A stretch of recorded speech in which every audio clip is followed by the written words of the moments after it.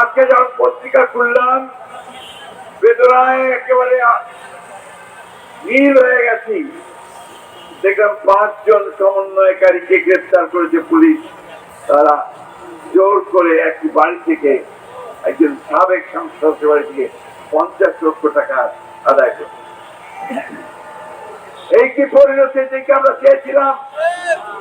এই বাংলাদেশের মানুষকে কেউ চেয়েছিল? এত তাড়াতাড়ি যদি এই ঘটনা ঘটে, 1 বছর হয়নি, তারা আমাদের ভবিষ্যৎ কি? প্রিয় সহকর্মী যোদ্ধারা, এই কথাগুলো এই জন্য বলছি যে গোটা বাংলাদেশ তোমাদের দিকে চেয়ে আছে। এই তরুণ যুবক যারা বদলে দিয়েছে, যারা পাল্টে দিয়েছে সেই হাসিনার ক্ষমতাকে, তাকে দূর করে দিয়েছে দেশ থেকে, তাদেরকেই তো এখন এই দেশ গড়ে তুলতে হবে, তাদেরকেই তো এখন এই দেশকে নির্মাণ করতে হবে এবং তাদেরকে ভবিষ্যতের একটা সুন্দর বাংলাদেশ তৈরি করতে হবে, ন্যায্যতার ভিত্তিতে, মানবতার ভিত্তিতে। দুঃখ হয় আমাদের যখন আমরা দেখি যে 1 বছর সময়ের মধ্যেও আমরা একথা জোর গলায় বলতে পারছি না যে আমরা এখন তৈরি হয়ে গেছি, এই দেশ আমরা নতুন করে গড়ে তুলছি।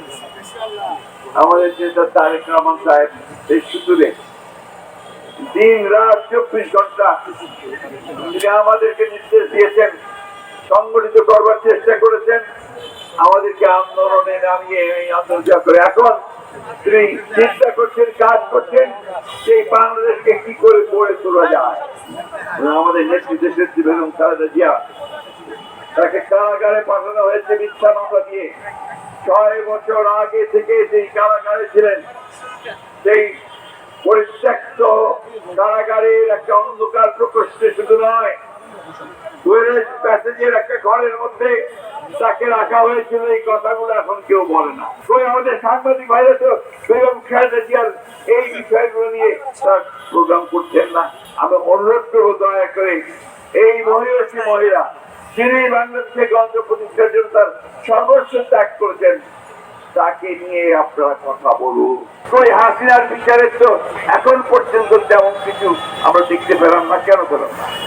1 বছর হয়ে গেল, হাসিনার বিচার কাজ শুরু হয়ে গেল না কেন?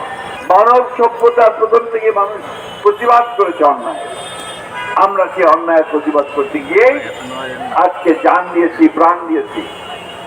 আমি তো যুবদল অনেক নেতাকে জানি যে তারা কেউ বাড়িতে থাকতে পারতো না, পালিয়ে পালিয়ে থাকতো, এক এলাকা থেকে আরেক এলাকায় গিয়ে থাকতো।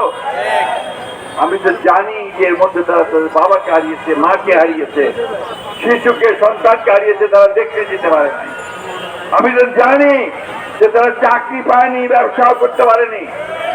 এই একটা কঠিন অবস্থার মধ্যে দিয়ে তারা পেরিয়ে এসেছে শক্তি শক্তি, কিন্তু কোনদিন মাথা নত করে নাই, কোনদিন আত্মসমর্পণ করে নাই।